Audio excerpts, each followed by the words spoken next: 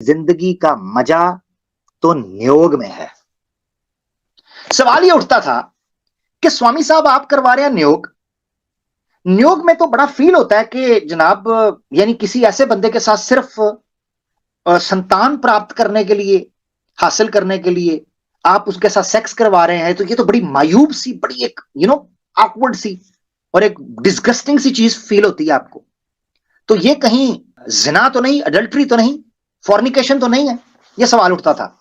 अब आप देखेंगे कि स्वामी साहब ने कैसा वरमाला फेर दिया उसके ऊपर, और स्वामी साहब ने वो गोहर अफशानियां की हैं, वो फूल झड़े हैं मुंह से, कि आप हैरानो परेशान हो जाएंगे कि स्वामी साहब लगता है कुछ पी पा कर ये बातें लिख रहे थे। सत्यार्थ प्रकाश के सफा 97 के ऊपर प्रश्न किया जाता है, ये नियोग की बात व्यभिचार के समान दिखती है। प्रश्न ये पूछा जाता है कि ये जो नियोग है, ये हमें ऐसे लगता है, व्यभिचार कहते हैं फॉर्निकेशन को, जिना को, इलीगल सेक्स को। वो कहते हैं स्वामी साहब आप कह रहे हैं काम चौक के रखो, सुबह शाम ये काम करो, मगर ये बात तो व्यभिचार की तरह हमें मालूम होती है, उस तरह दिखती है। तो स्वामी साहब क्या कहते हैं? वो कहते हैं जैसे शादी के बगैर करना व्यभिचार होता है, वैसे बिना नियुक्तों का व्यभिचार कहलाता या कहाता है। वो कहते हैं जिना में और नियोग में क्या अंतर है?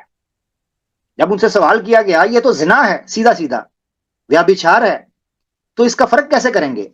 तो स्वामी साहब ने कहा देखें, होना तो ये ऐसे ही चाहिए कि इसको जिना की कैटेगरी के अंदर रखा जाए कि ये गलत काम है, मगर क्या आप विवाह को रखते हैं वहां पर? नहीं, क्योंकि वो विवाहित नियम के तहत, वो जोड़ा विवाह करके पूरे कानून के तहत, पूरे लीगल प्रोसेस के तहत वो शादी करता है।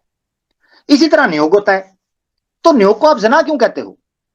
इसमें कोई टेंशन नहीं होनी चाहिए। अब मजे की बात यह है कि इन्होंने इस चीज को एक्सप्लेन करते हुए कहा है कि इसमें किसी किस्म की शर्म नहीं होनी चाहिए इस काम के अंदर, और उसको एक्सप्लेन किया है कैसे। वो कहते हैं जैसे शास्त्रों के अनुसार हम विवाह करते हैं, जैसे शास्त्रों के तहत हम विवाह करते हैं और उससे संतान प्राप्त करते हैं और उसमें कोई पाप और लज्जा नहीं होती, वैसे ही वेद शास्त्र नियोग में व्यभिचार, पाप, लज्जा ना मानना चाहिए। आखिरी लाइन के जरा बयान कर, उन्होंने इस चीज को इस तरीके से लीगल किया है कि जैसे शादी लीगल है और वेद शास्त्रों के अनुसार चूंकि नियोग लीगल है, तो इसीलिए यह भी जना नहीं होगा जैसे शादी नहीं होगी।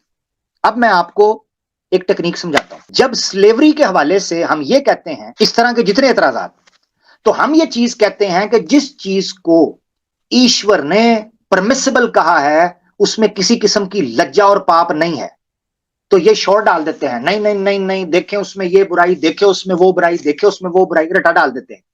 अब स्वामी साहब कह रहे हैं कि वेद शास्त्रों के अनुसार नियोग के अंदर कोई पाप और लज्जा नहीं होती। आप मानो आपने नियोग प्रथा खत्म करने की बात कर दी है, आप कहते हैं हम नियोग ही नहीं करेंगे। किस किस्म की लज्जा, किस किस्म की शर्म? बेशर्म रंग तो करो खुल के, किस चीज की लज्जा? अच्छा, बहुत सी चीजें आपको इससे समझ आ सकती हैं।